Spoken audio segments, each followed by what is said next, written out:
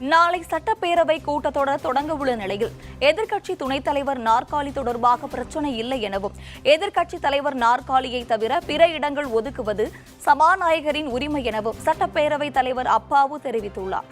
திருவள்ளூர் மாவட்டம் கும்மிடிப்பூண்டியில் தனியார் தொழிற்சாலை திறப்பு விழாவில் பங்கேற்ற அப்பாவு செய்தியாளர்களை சந்தித்தார். அப்போது சிறு குறு தொழில் தொடங்குவதற்கு ஒற்றை சாளர முறையில் அனுமதி வழங்கப்பட்டு வருகிறது எனவும் இயந்திரங்கள் வாங்கிட தமிழக அரசு சார்பில் 25% மானியம் வழங்கப்படுவதாக குறிப்பிட்டார். மத்திய அரசு கார்ப்பரேட் நிறுவனங்களுக்கு பல லட்சம் கோடி கடன் தள்ளுபடி செய்வதாக தெரிவித்த சபாநாயகர் அப்பாவு விவசாய கடன் மற்றும் மாணவர் கல்வி கடனை தள்ளுபடி செய்ய மறுக்கிறது என குற்றம் சாட்டியுள்ளார்.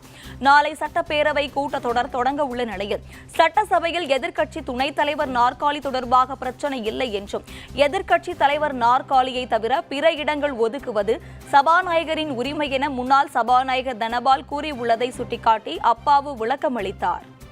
தமிழக அரசு MSME சிறு குறு நடுத்தர தொழில் செய்கின்றவர்கள் தொழில் செய்ய வருகின்றவர்களுக்கு பயிற்சியும் கொடுத்து அந்த தொழில் தொடங்குவதற்கு வேண்டிய உதவிகளை இந்த சிறு குறு நடுத்தர தொழில் செய்கின்றவர்களுக்கு தமிழ்நாடு இண்டஸ்ட்ரியல் இன்வெஸ்ட்மெண்ட் கார்பரேஷன் மூலம் அவர்களுக்கு வட்டி மானியமும் வழங்கப்படும்.